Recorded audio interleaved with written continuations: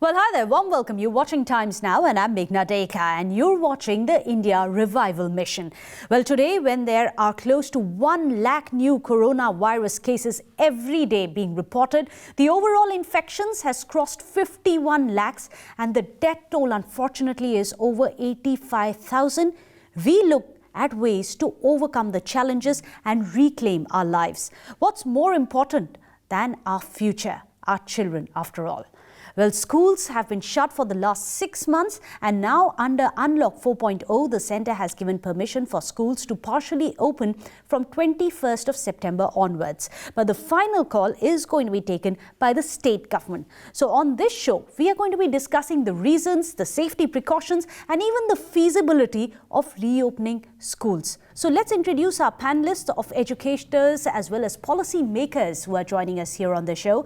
Well, there's Professor J.S. Rajput, the former director of NCERT and the former member of National Education Policy here on the show. Mohandas Pai joins us, the chairperson of Manipal Global Education.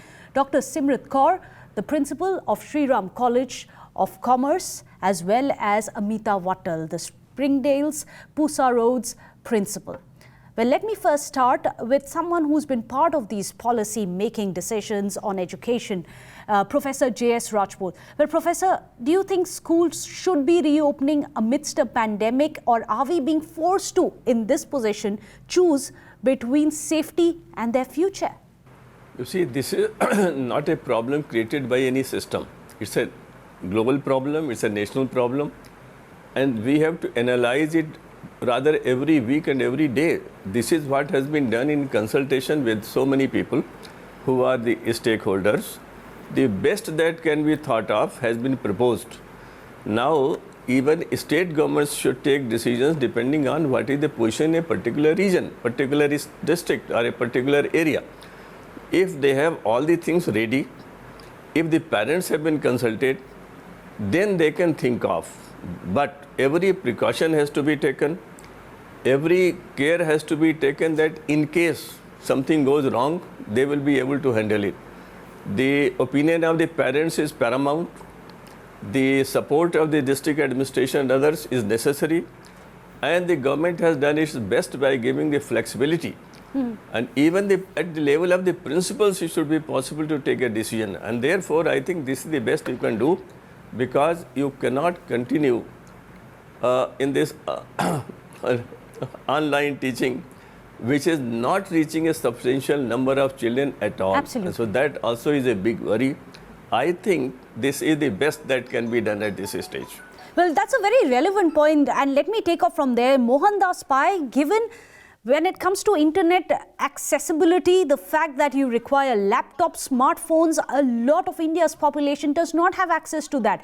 How long is it feasible to continue with online teaching? And if we do decide to get the children back into the classroom, what is the extent of precautions that it's possible for any school to monitor and put in place? Well, let us understand one important thing. The pandemic is not going to go away in the short run. It's going to continue for some time. Second, the mortality rate has come down to very low levels in this country. Third, the infection rate per million people is not very high for India compared to the West. Now, we have to start opening up slowly. And I think the government policy is very right. They're saying that let us start opening for the senior schools. That is very valid. Let us leave it to the state government. That's very valid. And like Dr. Rajput said, the state government, in consultation with the schools, to start slowly opening up in the first phase for very senior students, and also make sure that it is voluntary for the first 2 weeks so people get over the fear and slowly start operating. And I think this is a very, very good flexible move so that all stakeholders can come together and decide what has to be done. And like you said, online is working possibly for 45-50% of people, and it's not the solution. The solution is a mix of online, offline. And for that, schools have to open. And for that, the decisions have to be taken at the local level, at the school level by the headmaster in consultation with parents. And we must get viewpoints from a sufficiently large number of schools in a sufficiently large area, because the pandemic is not impacting everybody the same all across India. So I think we have to start opening up, and I support the move, but there has to be flexibility. The decisions have to be taken by each school in a particular area in consultation with the authorities and for senior students, and that's the way to start. Right, that's an interesting point that you've made. In fact, let me take that across to Dr. Kaur. Even though we are talking about flexibility, there are these SOPs which have been put in place, not just by the centre. I'm sure even state governments themselves and even the schools themselves will be putting in several such steps and measures to ensure safety. But Dr. Kaur, here's the problem. How do we expect teachers, which is going to be allowed, if I'm not mistaken, around 50% of their capacity, teaching and non-teaching staff will be allowed? Would you be able to handle the caseload? What happens to the teachers, professors in your case? How are they going to be simultaneously teaching students who are sitting in front of them in class, also those who are at home then? A very pertinent observations, and as of now it is very difficult to say because the issue of the pandemic is still unfurling, and very rightly we do not know whether it's going to be lasting for 1 year or more, and therefore and across India I'm talking about, not necessarily the institute I'm belonging to, so my views are more personal over here. With resource crunch, you actually do not know how much of infrastructure do you need to build in your own colleges and schools which are IT enabled. If all classrooms need to be enabled with IT infrastructure, whereas the teachers are also teaching in physical mode and simultaneously it is also going to the students who are listening in an online mode. You need to upgrade your own resources, and not all classrooms at the same time across the country can be upgraded to that level. So it is very important, and I think I would also like to reinforce what the government has done. We are opening up on a phased manner. We give the flexibility of the choice to the students whether they want to adopt the offline or the online mode. And just creating this kind of a flexibility has such wonderful mindsets, favorable impacts, that students now know whether they would like to go to the college, and especially who are disadvantaged, whether economically or physically or socially or even gender disadvantaged. So if you want to be in the premises, be there. But the question, ma'am, which you very rightly said, you need to have data which is collected, data that is analyzed. Supposing we float a Google sheet and the student response is only about 10 or 12% of the students would like to come to the school. Right. You could have a model wherein they come only for clarifying their queries, and the rest of the students are not there. Because the moment you have not a simultaneous delivery lecture mechanism, the workload of the teachers would go up automatically. Absolutely. First in an online mode, then in an offline. But I must say, ma'am, that ultimately the success of the program will depend upon the implementation levels within the schools and the colleges. So having an onus eventually will come down to the schools, the college administration to implement this in a smooth manner, as we all, I think, agree that we really don't know how long this pandemic situation is going to continue. But Amita Vattal, you are of course the principal of Springdale School, and I have been speaking to some of the parents who send their children to your school. One of the biggest concerns, especially for those who are there in the primary school, are saying that the children barely understand basic hygiene. How will you implement these protocols and SOPs, that of hygiene, washing hands, no social distancing, especially in primary school? Thanks, Meghna, for that. What I want to clarify is that the guidelines that have not come for the primary school at all. In fact, what we have to comply with is that students from classes 9th upwards. So the question of students... Let me rephrase, because until 31st of September, there is a stop. But after that, this is a larger question on reopening, which may happen after 31st of September, if that were to happen. No. Irrespective of that, the primary school has not been asked to come in any guideline. I want to make that very clear. Having said that, we've always complied. And again, I agree, there's no end to this tunnel. There's no light at the end of this tunnel. And there are 80% of people in this country where some of them are even learning in mohalla classrooms, where there are huge amounts of children who don't have access. We have already worked as a school, and many other schools along with us have sent out Google forms to parents, because ultimately we will comply. We will open our school on the 22nd, because the state government has also reiterated the order of the central government, Delhi state government. And so we will open. We have done all the, we've taken the conservancy, we have done the sanitization. We have sent out a Google form saying we are going to work in shifts. with 1 hour only for a group of children coming in, with all those, because after all, children have to come in for practical examinations, if at all. So there are two things we've said. One is the practical exams, if the parents are interested to send them, not the practical exams, I believe, but the practicals, and also the doubt clearing. But having said that, the onus is on the parent. But we promise that whatever situation is there, we will continue to educate the children online or offline, because that is what we have to do, because we can't abandon children in this whole setup. So the point is, we must comply, because at some point across the world, schools are opening, schools are closing, they're again opening again. England has just opened its schools, it's again closing its schools. So this is something we have to start living with. And that is the reality. So keeping the small children away, which you're absolutely right, very difficult to have them wear masks, they'll get suffocated, they're very tiny. But the senior ones, and only for a few hours, not you start school at 8 and goes on till 2 in the afternoon, not at all. But for a staggered period of 1.5 hours, then again you clean the school, then you bring in another batch between 11:30 and 1, then again you clean the school. And again, we have to see that a whole lot of teachers have to be at home doing the online, and another group is there doing doubt clearing and doing the practicals and other things. So it has to be done in a very scientific and a very systematic manner, but we can't guarantee that the child who comes to us will not be infected. We can only do our best. And that's what I've also mentioned in the forms that I've sent out to the parents, in the Google forms, which they're going to fill in and send back to us. Professor Rajput, there's something that Amita Vattal said, and that is going to really strike a chord with a lot of parents as well, especially those of special needs children.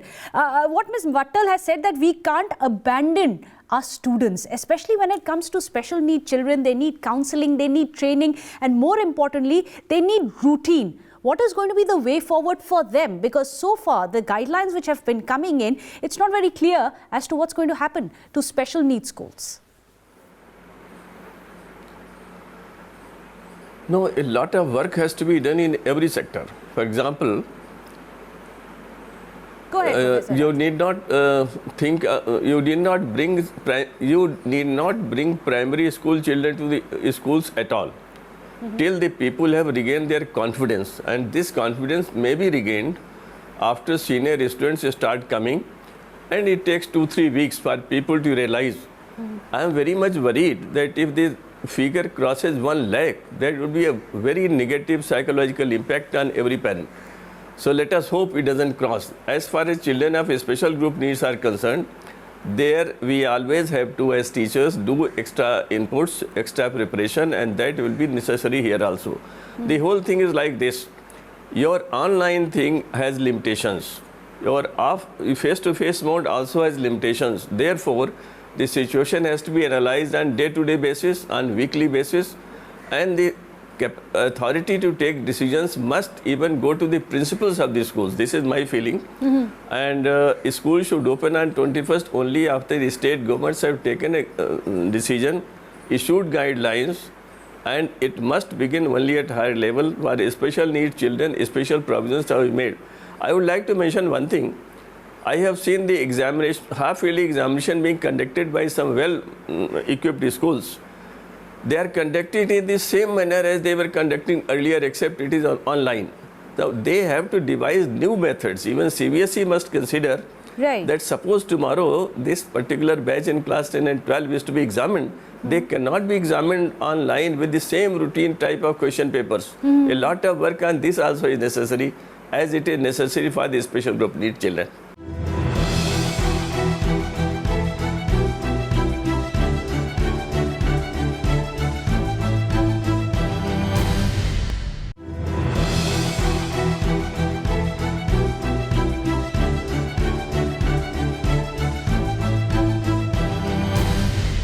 Mohandas Pai. Now, here are a few statistics which is slightly worrisome. In US, as we were discussing, the schools have already been opened. 72,993 new cases have come between 27th of August to 10th of September once they reopen school, which is a hike of 15% in 2 weeks. Are these going to be the apprehensions when India reopens schools?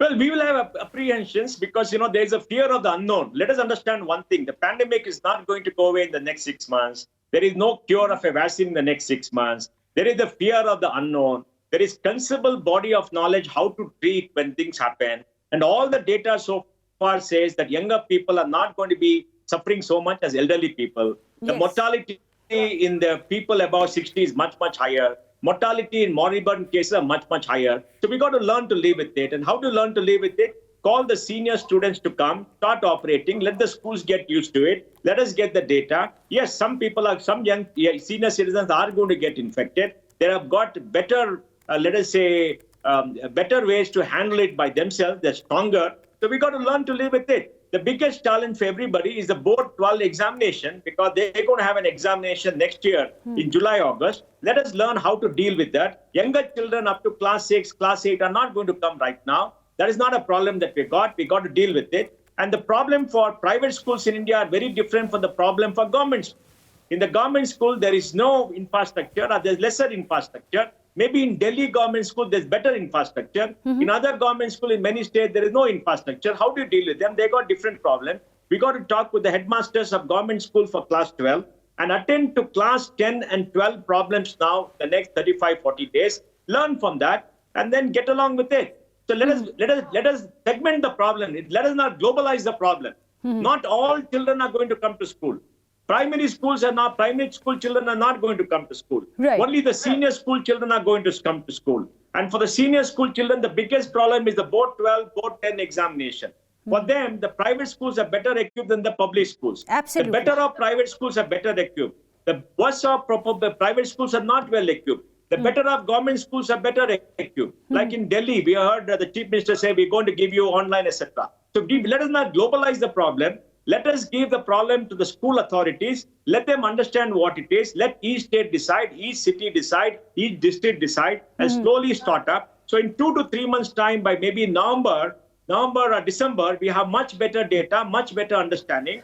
And I think start it off. So there let are us not going to be globalize any it black and white solutions to it. It needs to be case specific, is what Mohandas Absolutely. Pai says. Dr. Kaur, if I can come to you, quite interestingly, and this is again something that Dr. Pai was saying, that students who are there in lower school, in the primary schools, those are the ones who are likely to be less susceptible as per data. Of course, that can be contested as well.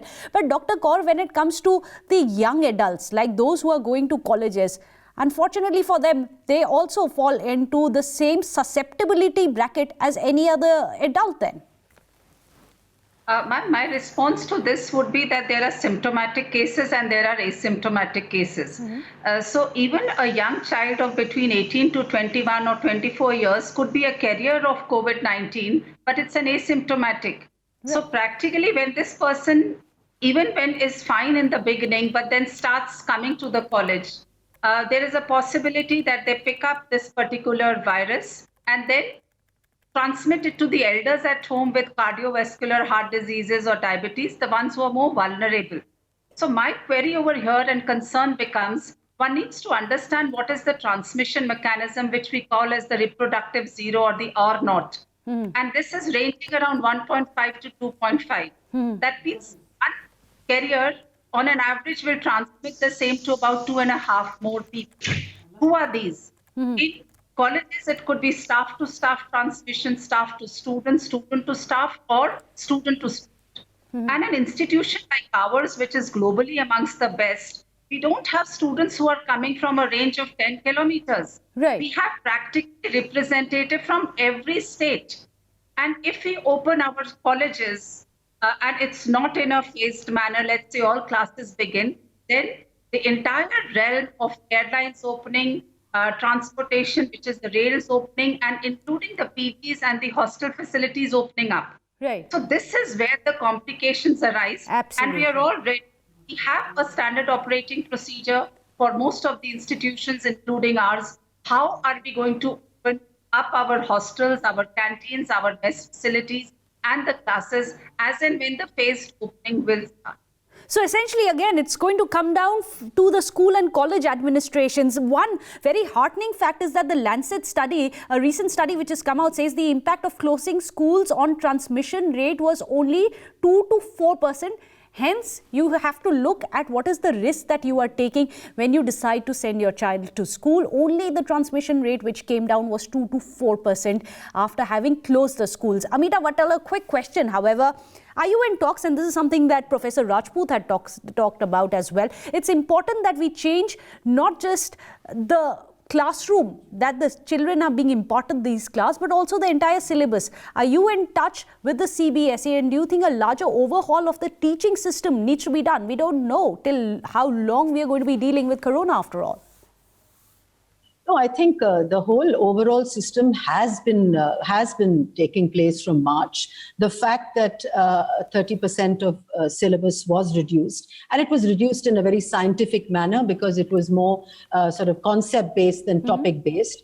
And even as schools are working with students, especially from nursery to 8, the learning system is becoming more personalized. There are breakaway rooms.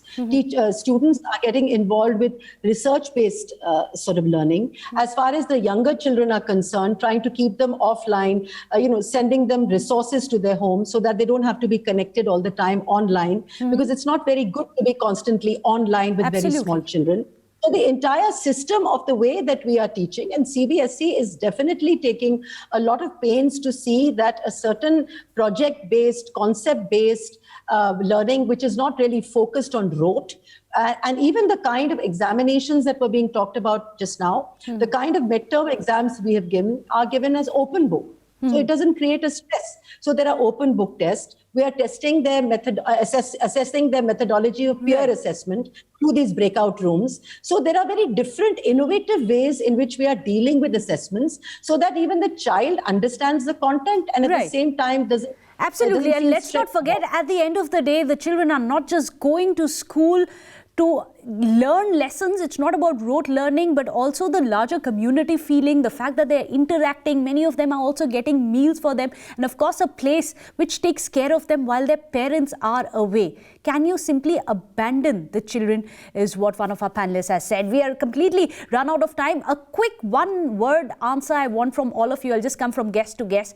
Are you in support of opening from class 9 to 12, of course with parents' consent, from the 21st of September? Are we geared towards that? First, Professor Rajput, a short answer, yes or no?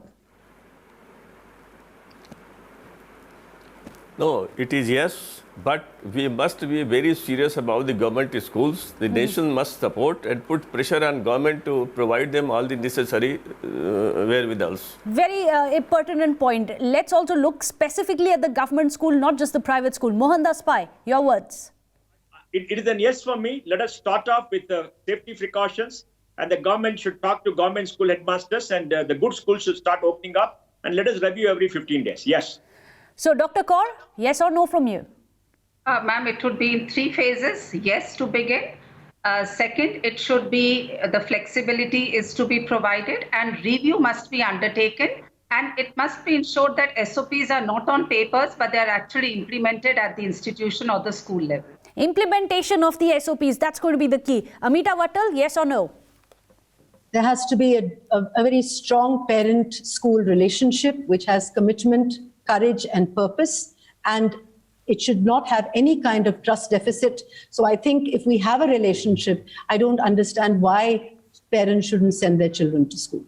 So that comes in with a resounding yes, of course, with a lot of precautions thrown in. Thank you so much, all our panelists, for joining us. I spoke to a lot of parents before we did this show, which is why there were several questions which they had asked, and I have asked you those questions. Hopefully their fears and apprehensions are going to be laid at rest. Thank you so much, everyone, for joining us here on Times Now. Stay tuned.